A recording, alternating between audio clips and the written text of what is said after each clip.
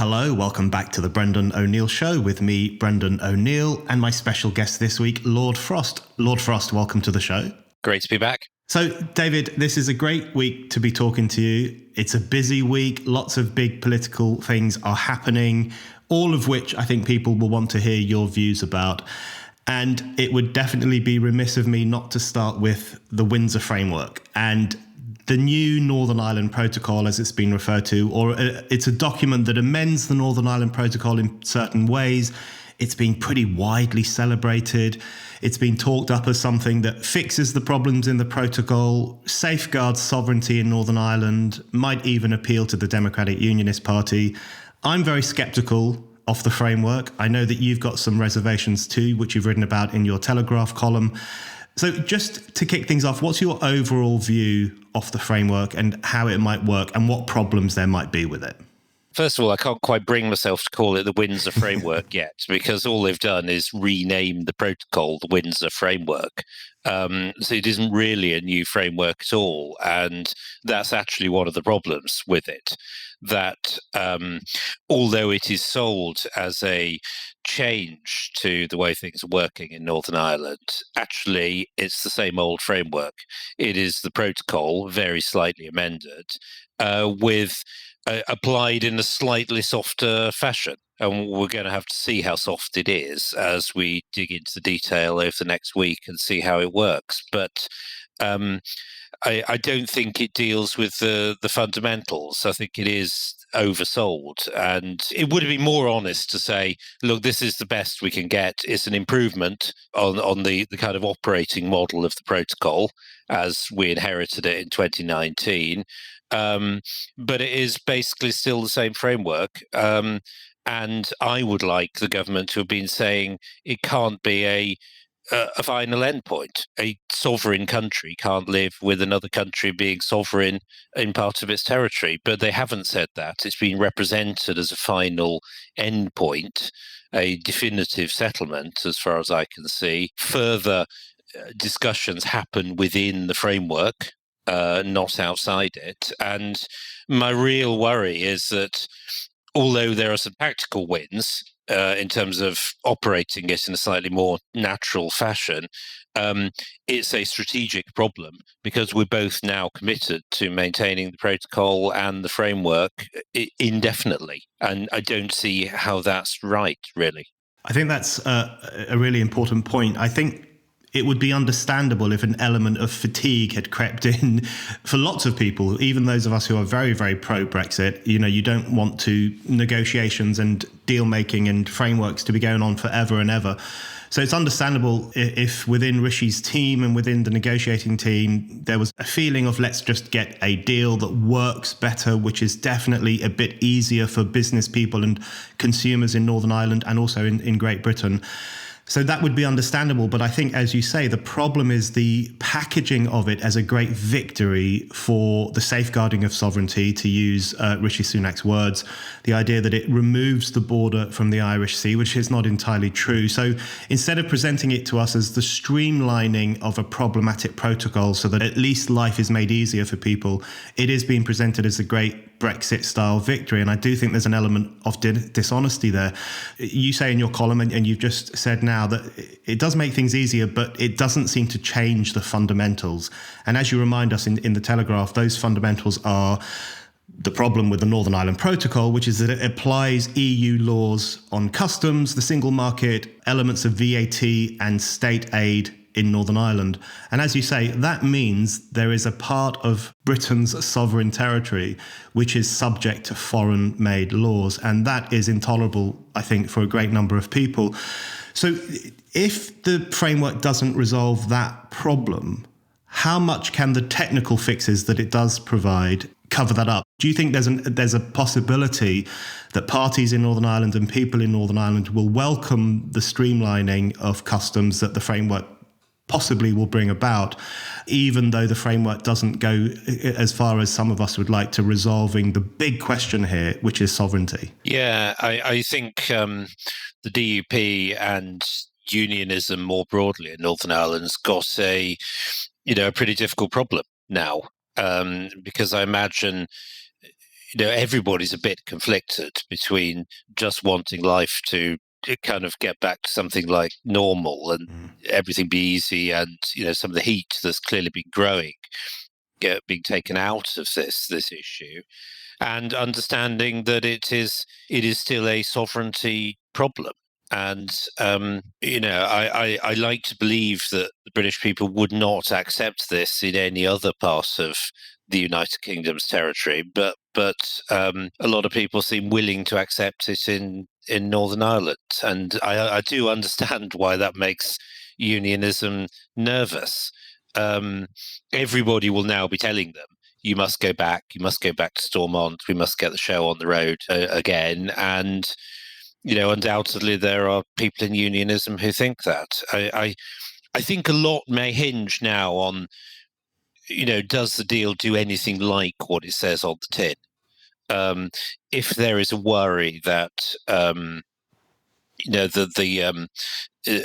customs border in the Irish Sea will still turn out to be a meaningful thing, which I think it might, that the Stormont lock is really going to be unusable in anything other than extreme, already political crisis circumstances, then I think they'll have qualms. If it looks like it might work temporarily, then maybe they'll see things differently. But I do think they need time and space to think properly about this. I wanted to ask you about a couple of specific things in the framework that we know about, and people will have been reading about them.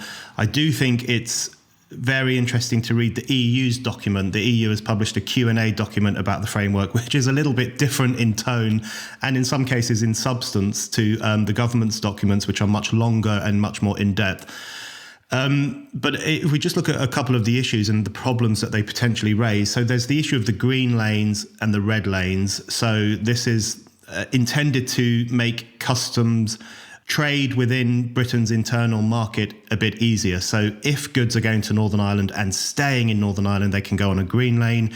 If there is a risk of them going to the Republic of Ireland, or if they're landing in the Republic of Ireland later, they will go in a red lane. That raises red flags in my mind already. How do you define what is a risky product for getting into the Republic of Ireland? That could be any number of things, and that seems to be a pretty subjective judgment that EU officials might be able to make.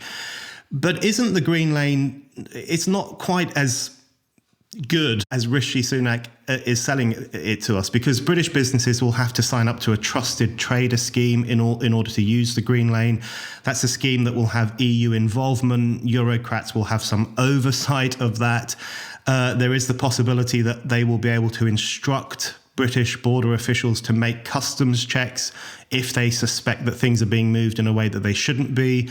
They will have access to almost real-time trade data from the UK, which seems to me a pretty preposterous thing for a foreign power to request of a democratic nation. So isn't the Green Lane really a border down the Irish Sea, but just a softer version of it? It doesn't really rectify that creation of a border between Great Britain and Northern Ireland, does it? No, I mean, I agree. There's only no border in the Irish Sea if moving goods to Belfast is the same as moving them to Birmingham. And I don't think you're going to be able to credibly say that on this basis. It's going to be a bit easier, no doubt, than it was before. But the problem is there will still be a process. You've still got to sign up to the Trusted Trader Scheme. You've still got to prove your goods meet the criteria, or at least be ready to prove that if asked. And the whole thing operates under EU law. Yeah. It operates under the EU Customs Code. The Trusted Trader Scheme is an EU law scheme. We've got very limited agency to change any of this if it doesn't work, except by agreement. And that is general worry about this, that the agency that we've developed over the last sort of 12 to 18 months on this, albeit a slightly conflictual one, we have now lost again. We're back in the framework of EU law as the protocol applies, and we have shown that we're not going to challenge that.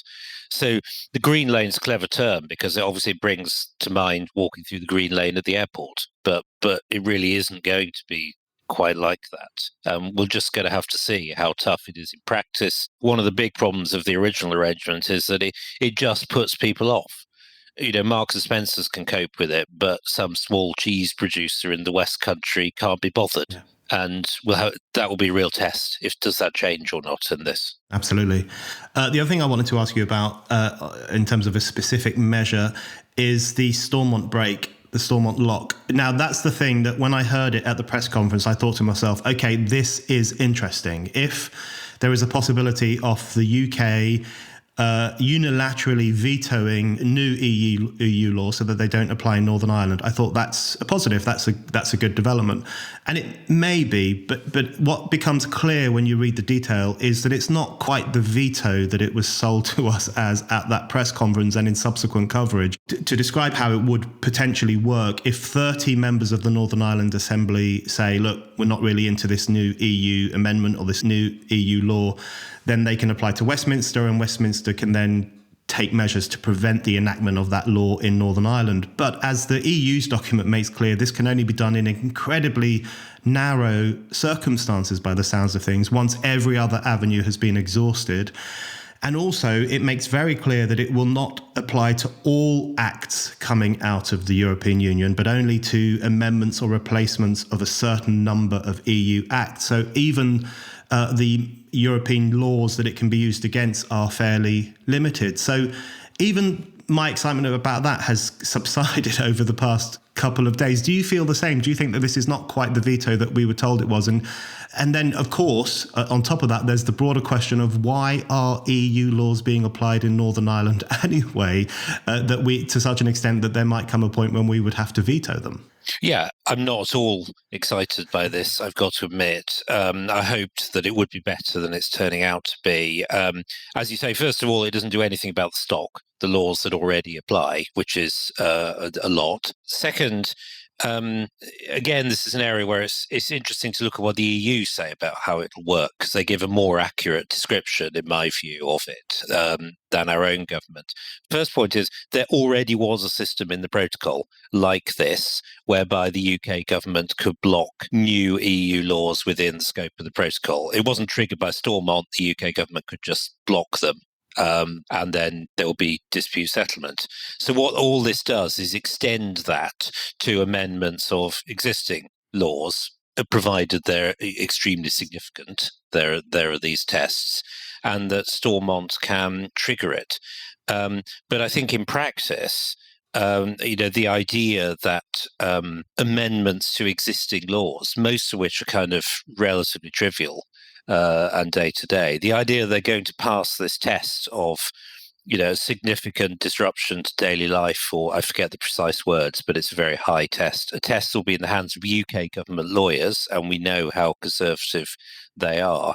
I just don't see this really being usable in practice, except in moments where there already is a big political crisis, and this is one of the tools that we choose to use. The other thing that I've not seen commented on much is what would happen if Northern Ireland did use this. Suppose it turns out to be more usable than people think. What would happen is that you would have three regulatory systems developing. You'd have the EU set of standards.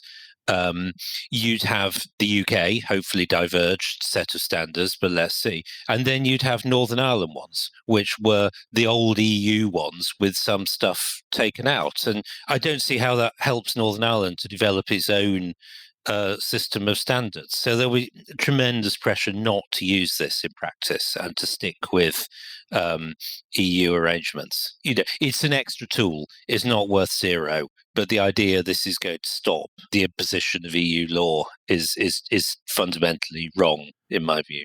Spiked is free, and it always will be. There's no paywall and no subscriptions. We want to reach as many people as possible. But to do that, we need your help. If you support the work that we do, why not become a regular donor? As little as £5 a month is enough to make a huge difference. Whatever you can give is greatly appreciated, especially with all that's going on in the world at the moment. If you want to make a regular donation, then all you have to do is go to spiked-online.com and hit the red donate button in the top right corner. That's spiked-online.com and the red donate button in the top right corner. So I want to broaden it out a little bit more to the discussion around the framework, the media discussion as well, and the broader discussion about why the Northern Ireland problem, as people refer to it, is lingering on. The first thing I want to ask you in relation to that is why you think the EU is doing all this stuff that it's been doing. You know, you were the chief negotiator for the UK for a period of time under Boris Johnson, and you had many dealings with the European Union. You know better than most how they operate, how they think, what they might be thinking at any particular time. Why do you think they have been so persistent on the Northern Irish question? Now, on one level, we can take it on good faith that they are concerned about the integrity of the single market, and Northern Ireland obviously shares a border with the Republic of Ireland, which is an EU member state. So there will be some practical questions that they will need to confront as a trading bloc. But at the same time, it does seem to me that there's an element of almost punishing Brexit Britain or making life hard for us and even siphoning off a part of British territory in some ways in terms of trade and customs as a way of almost sending a signal that you really shouldn't have pursued this policy of Brexit. And also every other country in Europe, you really have to think twice before you do anything like this and try to leave the European Union. Do you think there's alongside the practical challenges they no doubt face as a powerful single market, that there is an element where they want to really teach uppity Brexit Britain a bit of a lesson? I think there's been a mix of motivations for them the whole time on this. There are reasonable motivations about protecting their own single market, though they seem like particularly obsessional about it in the Northern Ireland context compared to elsewhere. I think they got captured by an Irish view of the Good Friday Agreement and what it implied, and pushed that without regard to the balance, and that's been part of the problem, possibly a bit unreflectively. I think there is also an element of, wanting to make life hard for us, wanting to create incentives not to diverge, not to reduce taxes, not to do things differently, and to kind of keep us bogged down in Northern Ireland. Now, is there a sort of secret document, in which the EU agrees that they're going to pursue this policy to make life difficult for us? No, I don't think so.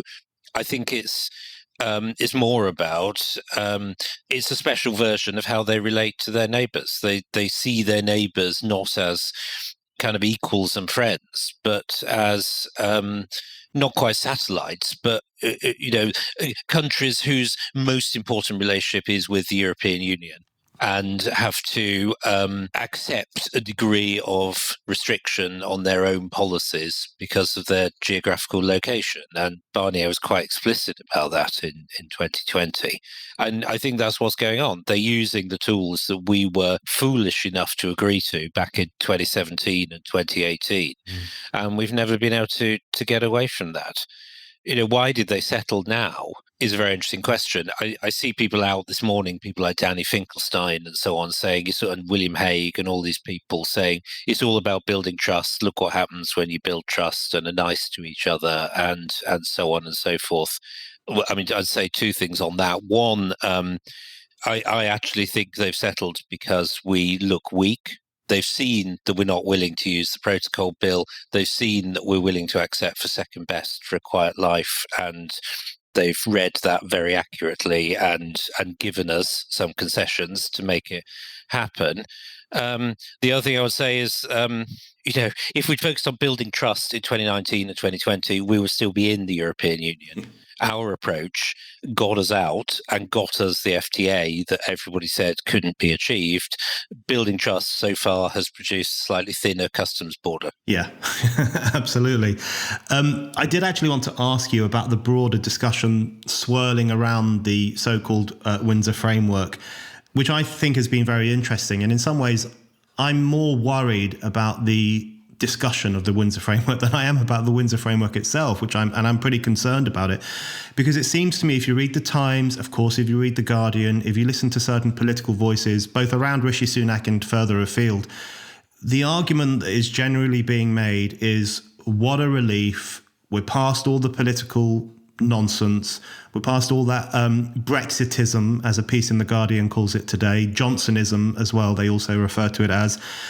Basically, they mean populism. We've even had Steve Baker, an ERG stalwart, saying, thank God we're past all that awful populism of the past few years, which was a fairly surprising comment. But beyond him, within the mainstream, pretty Remainer sections of the media classes in particular, there is a great sense of relief that I guess there's been a victory of technical questions over political questions. And I really think that's how they see the Windsor Framework. They see this is finally the elevation or the denigration, however you prefer, of Brexit to practical, technical matters rather than political, moral or philosophical questions, however we might define them.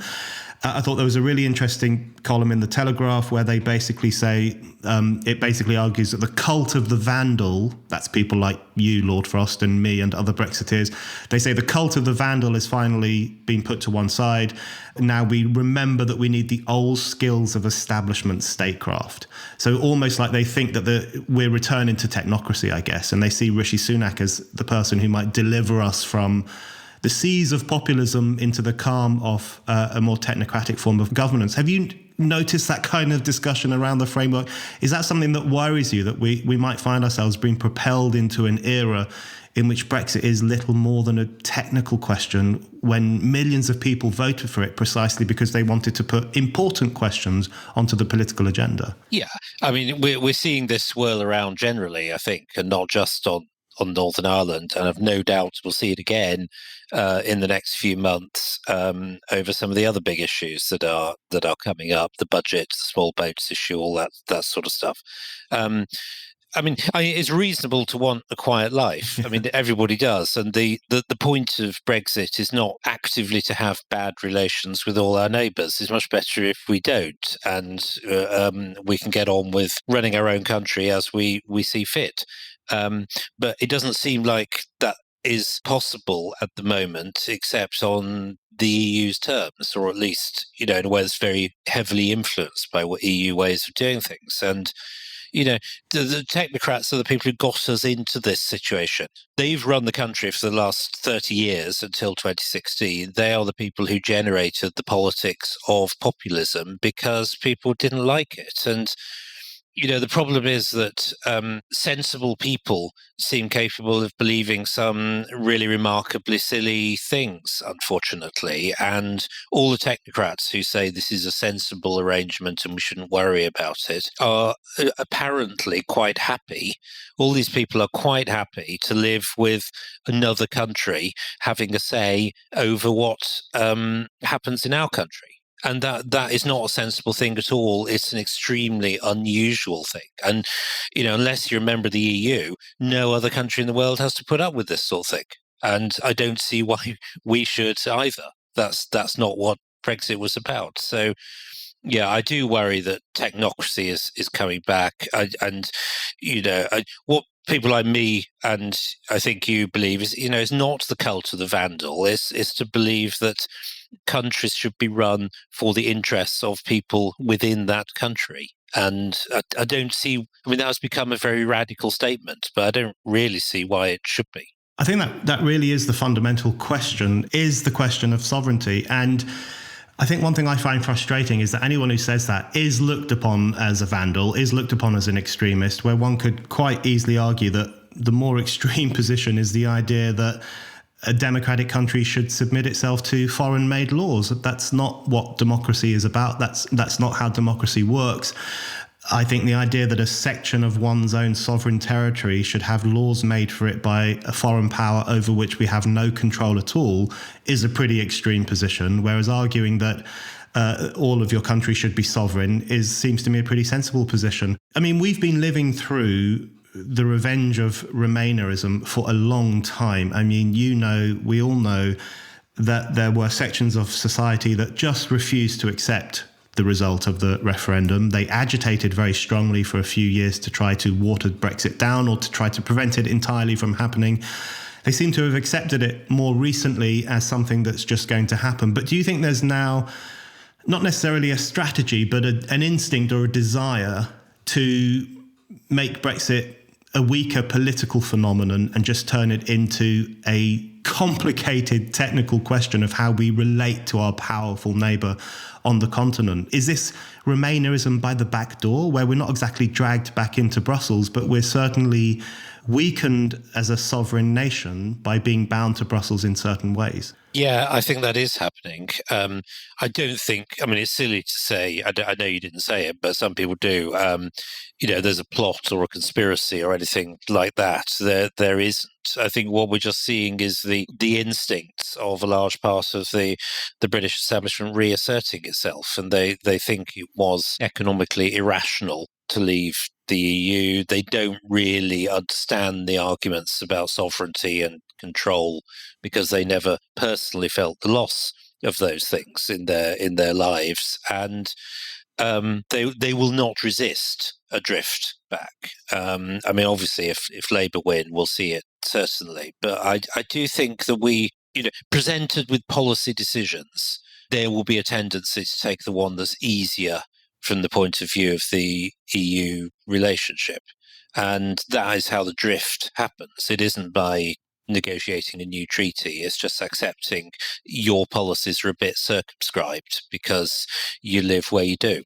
And, it's easy to see how that could one day become a Remain movement or a rejoin single market movement and so on. But I don't think it's quite that yet. I think it's just a drift. And of course, we're also seeing at the same time this constant campaign to attribute everything bad that's happening in the country to Brexit, as if nothing bad had happened in the last 30 years. And the government's not pushing back against that. The resistance to that is left to a few bloggers and commentators and people on Twitter who point out this is all misleading. But there is no kind of government-led messaging about Brexit at the moment. And to the extent there is any, it's that it's all a bit of a problem and a complication, and wouldn't it be easier if it just all went away? And that is so frustrating politically, really, after the last few years. Yeah, I couldn't agree more. And that actually takes me on to the next issue I wanted to talk to you about, which was the government, also Rishi Sunak as Prime Minister, and what we might have learned over the past few days in particular. It's interesting the way some people in the media talk about Rishi Sunak. They talk about him as a hobbyist Eurosceptic. So he was kind of a Eurosceptic, but not really one of the bad ones, not one of the really overly passionate ones, not one of the ones who went on about bendy bananas or whatever prejudice they might have of Brexiteers. He's seen by lots in the media as not Boris Johnson. So he's not Boris Johnson in the sense that he's a bit more technocratic. He's a bit more cool. He's a bit more wooden, I guess. He's a bit more of the Blairite style rather than the kind of Johnson style. That's how people understand him. Whether that's accurate or not, I think other people can make their own judgments. But there does seem to be a welcoming of Rishi Sunak as a return of the adult to the room, in the same way that Biden and Harris in the US, they were widely celebrated as the return of the adults to the room after the childish experiment of Donald Trump and American populism. The adults in the room in the US haven't turned out to do particularly well. But how do you understand that discussion? Do you see Rishi Sunak as a return to that kind of slightly drab, third way, middle of the road, technocratic politics that people, I suppose, were bristling against when they voted for Brexit, as much as they were bristling against the institutions of the European Union? Does that concern you, the way he's interpreted and celebrated as a kind of the grown-up coming back to take control of politics that has gone horribly wrong because of those 17.4 million voters? Yeah, you can't see into people's minds about Brexit. Rishi campaigned for Brexit. He was a leaver. One must take that at face value. And I know I get all sorts of opinions attributed to me, which I don't hold, and, a sort of belief to see in my inner mind that is not right. And so I try and avoid doing that about other people as well. I think he has said what he says. I think, he's obviously a different kind of politician. I do sympathise that, the Conservative Party's in a terrible mess at the moment. It doesn't kind of agree on anything. There seems to be a blocking minority for almost any conceivable policy. So I do sympathise with the obvious care he's taking to keep the show on the road and avoid unnecessary confrontation. I think anyone would have to do that to some extent. But, it does seem that he is somebody who, tends to be willing to give more space to the views of the civil service, the establishment, the kind of conventional wisdom about things than was true under Boris and under Liz. And I think I'm not saying that's always wrong. It would be stupid to say that's always wrong. But I do think that when you've got big things to do, you need a degree of a sort of determination and conviction and willingness to kind of push on, even when people are telling you not to. That I'm not seeing quite yet at the moment. And, if being the adults back just means accepting everybody else's view about things and getting things back to normal, well, I don't think that's right, because I think the country faces huge challenges, and we are going to have to do some exceptional things. I think where, the critique of people like Boris and Trump on this point is that they were a bit too populist. They never saw the importance of getting a grip on the machine and driving the machine and making things happen. And in different ways, they both sort of failed to do some of the things they said were extremely important. Trump never built the wall. We never got grip properly on the sort of lockdown debate in the way that he wanted, and so on. So, what you need is somebody like, I guess a lot of people hope DeSantis will be, which is somebody with strong convictions, driving force to change things, but also an understanding that the machine is there to be used, and kind of kicking it around isn't in itself going to help you get there. On that issue, well, you mentioned earlier that one of the disappointments with Rishi Sunak's government is they're not out there making the case for Brexit. They're not out there saying, look, this is a good thing, we're going to pursue it, and so on. And instead, they have this kind of framework approach, and we'll see how that pans out in the next few weeks and months. But another way in which the Conservative governments of the past few years have disappointed me in particular is that they haven't pursued the war against woke that I had expected them to, or at least hoped that they would. Now, woke means different things to different people, but to my mind, it means identity politics, the new illiberalism, cancel culture, a shamefacedness about British history and British tradition, the educating of children in things they shouldn't be educated in, such as that there are 73 genders and that Britain is a racist hellhole, all those kinds of problems that have emerged in our societies and other societies.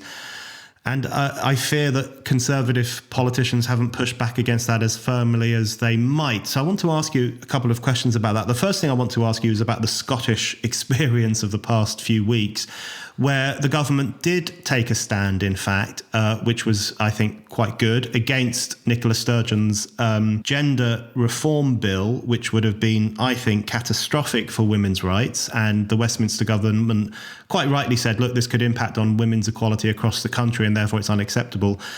In relation to that, in relation to the Isla Bryson scandal, where we have this male rapist claiming to be a woman and being referred to as a woman by the media and even by Dominic Raab on Sky News, which I thought was quite shocking. This is a man who raped two women, and that is obviously been a huge part of the Scottish scandal as well. What do you make of that issue, the trans issue, the way it's played out in Scotland, and the question of whether Conservative politicians will be able to stand up firmly against what I consider to be a pretty crazy state of affairs? Yeah, I mean, I think it is the one decisive action the government has taken so far, and look what happened. It totally changed the political scene in Scotland. Everyone's had to respond to the government rather than allow it and then sort of pushing them around. So I hope that the lesson is learned from that. I mean, it also shows that I think that support for these woke ideas is still relatively fragile. Is much stronger in the media and the so-called intellectual classes than it is amongst kind of ordinary voters, and that may not always be the case in future. So it is quite important to fight back now against it before it gets more widespread. I thought actually Michael Gove's speech yesterday the launch of Onward was quite interesting on that. I don't always agree with him on everything, but he says we shouldn't call it woke because it sort of trivializes that this is a malign force that's trying to undermine all kinds of things, and we should take it more seriously. So I think it's very good that the spell on this seems to have been broken in Scotland, and hopefully more generally for a bit. But we need to keep it up. And you're right, the government has not done enough. I mean, I do think there's a dilemma here that we don't want to get into a position where there are like government-approved ideas that everybody must teach. That leads you into an opposite era. Though I'm not against teaching British history properly and this sort of thing, but generally, I think free speech is the solvent for this sort of thing. Part of the problem with woke ideas is that people are frightened to speak out because they fear what's going to happen to them, sort of socially or professionally or whatever, and they keep their mouths shut. And if we could just have people saying what they think and able to resist, have more say about what's taught in schools, all this sort of thing, I think some of it would dissolve, and that's what the government's got to stand up for. The culture of free speech is being lost gradually, and there the government can stand up and protect. We don't agree with what you say. You've got an absolute right to say it. So let's have the discussion. I'd like to hear a bit more of that. Yeah, I think that fear of speaking up or speaking out or just saying what one believes, you can see that all the time these days. I thought it was really extraordinary that Peter Tatchell, I admire Peter Tatchell in many ways. I think he's a very brave campaigner. But he apologised yesterday, I think, or this week. He apologised for referring to Isla Bryson as he, after he got some flack online. And I do think it's worth clocking every now and then just how much of a psychotic situation this is, where someone like Tatchell, obviously he's politically correct in some ways, but he's also an esteemed campaigner, is having to apologise for referring to a rapist of women as he. And we see this quite a lot. We see it particularly with, there are lots of women's rights groups now, including in Scotland, but also across the rest of the country, who I think are taking a very important stand, not only for biological truth and the right of women to their own spaces and their own swimming areas at Hampstead Heath and their own changing rooms and their own domestic violence shelters, but who are also at the same time standing up for freedom of speech and their right to say things that are perfectly legitimate and which would strike most people as being correct.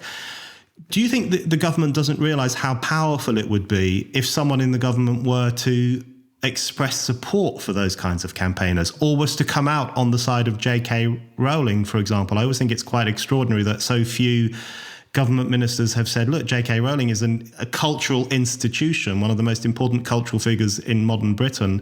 It's unacceptable that she is treated in the way that she's treated simply for expressing perfectly normal views. On those issues, for example, when women are out on the streets saying and doing certain things, wouldn't the government benefit, and the country arguably, from speaking up on some of these things?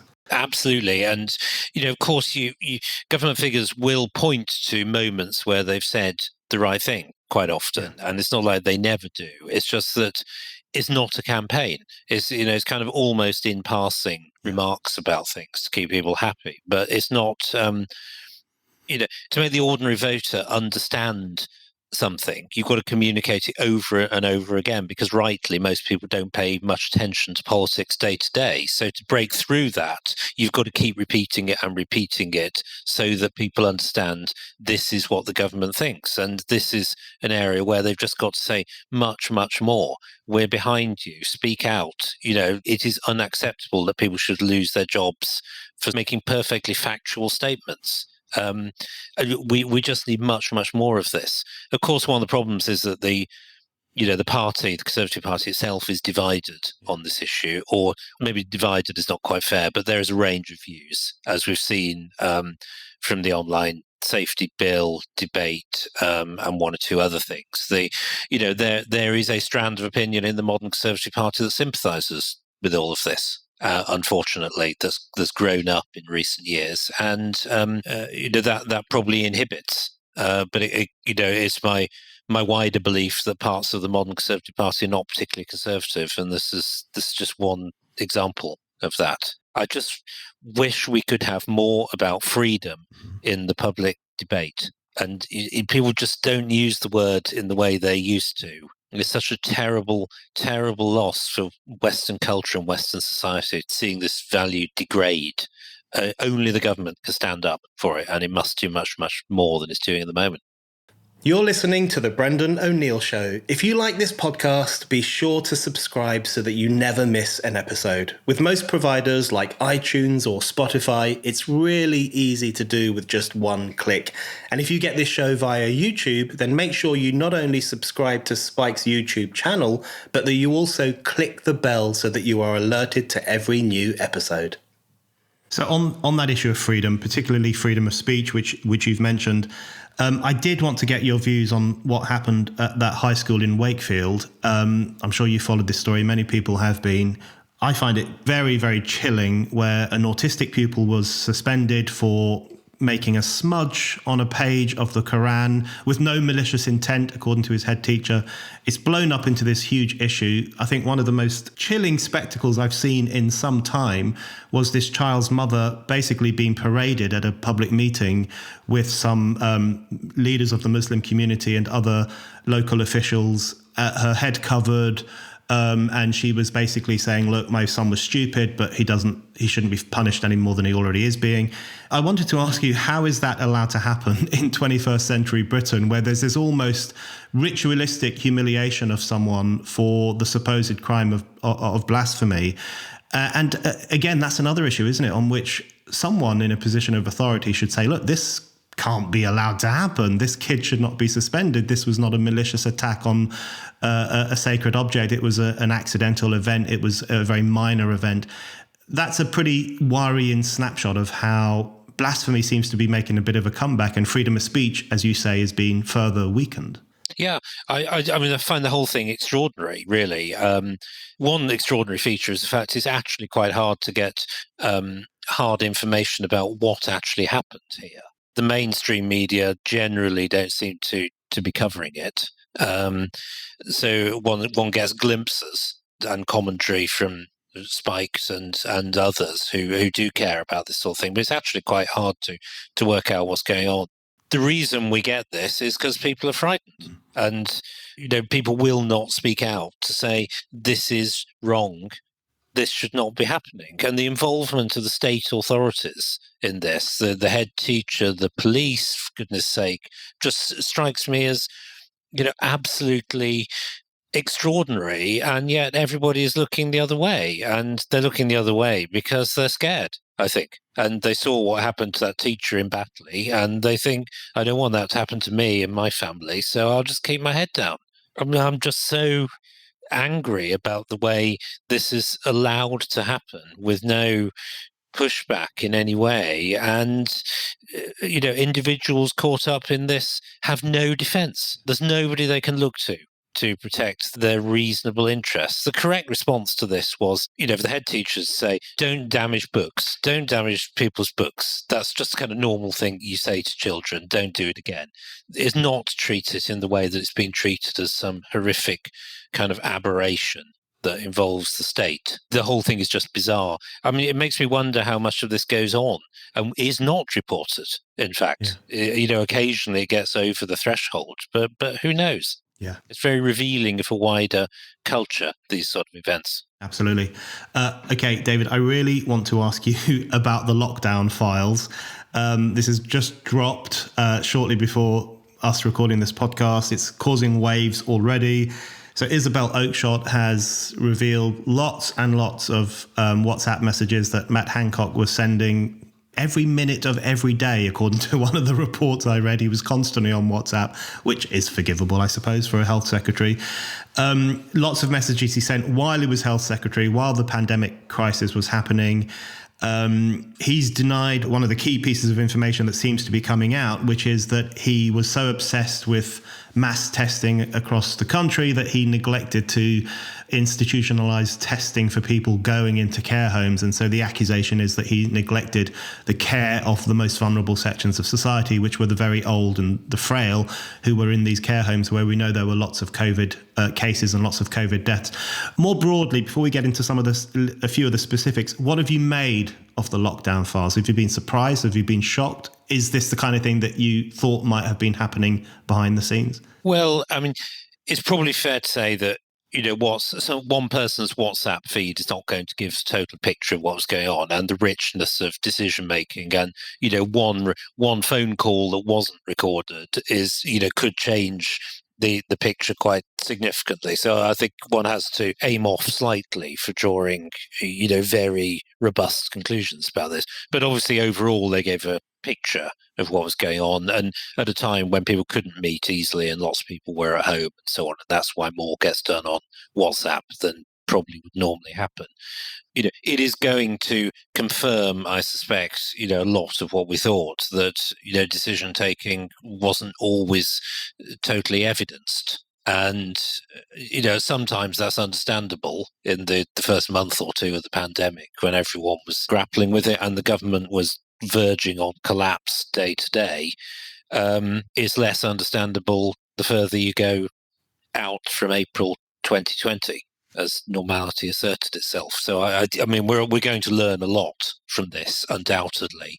I don't think we're necessarily going to get a full and fair picture of everything that emerged. I mean, what I found interesting was Isabel Oakeshott's justification for it, which was that the inquiry is going to take forever.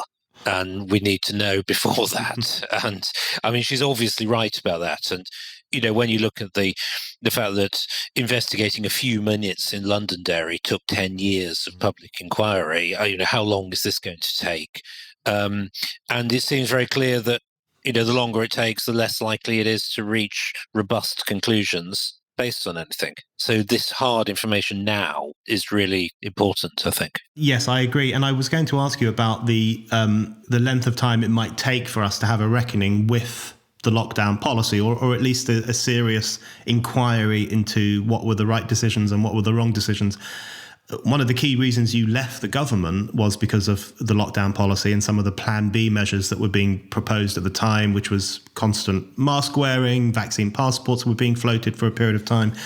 Basically, new infrastructures of authoritarianism in the new COVID era, or the new normal, as people were quite widely referring to it at the time. Do you think we will ever get a reckoning with lockdown? Because one of the feelings I was incredibly skeptical of lockdown measures, although like you, I understand that when the virus first broke in March 2020, first came to this country, it was understandable that government didn't quite know what to do and felt it had to take certain measures. But after that, I think some of the policies were problematic. But do you think we're really going to have that questioning and that critique? Because one of my feelings is that something very interesting has happened to the lockdown discussion, where I think lots of people kind of leave it alone now because they're just so glad to be back to relative normality and they can just go out and do things. I think a lot of people don't want to think about those 2 years, not because they're scared or ignorant, but because they're relieved that that's past and that's a historical moment. And then the other divergence has been continuing lockdown skepticism, but it's going down a pretty perverse route, I think, into, anti-vaxxer or an obsession with the WEF, or this belief that Bill Gates was behind the whole thing, was probably whispering in Matt Hancock's ear every day, and it's become a bit conspiratorial. And those are the two things I feel going on. Lots of people thinking, let's leave it, it's gone, we're over it. And other people thinking, let's talk about nothing else but lockdown. How do we cut through those two things and have a serious analysis of what happened? So I think I've very low expectations for the public inquiry based on what I've seen so far. I don't think we'll get a clear assessment of everything that went on, and it will take ages to reach that point. I actually think in an ideal world, we'd have something like the South Africans' Truth and Reconciliation Commission, where, we say at the start, look, nobody's going to get prosecuted. Nobody's going to be blamed for anything other than in the court of public opinion. But you've got to tell the truth. We need to know, so that if this ever happens again, we've got some actual reliable information about it. I think the public inquiry, where everybody is kind of protecting their own position and has an incentive to deflect blame, is not going to produce that. I don't suppose we'll get Truth and Reconciliation Commission either. Therefore, I think the reckoning has to come in the media, and we need to look to the media to pour out as much information as it can, so that people can engage with it, and we can have an honest discussion about it. And there obviously still are areas where discussion is constrained. I think we are now able to talk about the lab leak theory, it seems. The question of the vaccines, I mean, I genuinely don't know what the truth is about the vaccine. It seems like it's perfectly plausible to say that they were overwhelmingly beneficial, but in some cases there have been adverse effects. And I don't know why it's so difficult to have that debate. The effect that it's having is obviously, as you say, driving people down this sort of conspiratorial mindset, because people think, well, if I can't say this, maybe I can't say that. People come to think of themselves as marginalized and victims, and then they become marginalized. So once again, free speech and free debate is the way out of this, based on actual hard information about things. And there the government can help. It can push out more information about what it knows about how decisions were taken in the pandemic. It can push out information about, what it knows about fatality rates during the pandemic, all this kind of stuff. The hard information that, probably exists, but it's actually quite difficult to get your hands on. We still need that debate, and I don't think it's enough just for everyone to say, as I agree they are, let's just pretend, let's just forget all this ever happened and get on with our lives, because I think we are living long political COVID. There is still a hangover in people's minds about what the government can do and how you should behave and what is reasonable, and we need to test whether those are correct propositions or not. Again, the free speech issue is so key to all of this. And I think one of the problems in 2020 and 2021, there often is throughout history, there's this belief that in a time of crisis, freedom of speech is not particularly important. You just got to do what you're told, hunker down, close your doors, keep safe, follow government instructions. But actually, it's at times like that free speech is more important than ever, in terms of being able to debate these radical new policies, talk about them, make decisions, have a robust, honest discussion about whether we think they will work or not. And I thought the closing down on social media of the lab leak theory, for example, which could essentially get you banned at certain points, or criticism of mask wearing and questioning of mask wearing could see you being blacklisted, as we now know, on Twitter and Facebook. And in relation to that, I did just want to ask you briefly about what you thought of the recent Big Brother Watch revelations about the monitoring of social media discussion about lockdown by sections of the establishment, including sections of the military, who were online keeping a close eye on people like Peter Hitchens.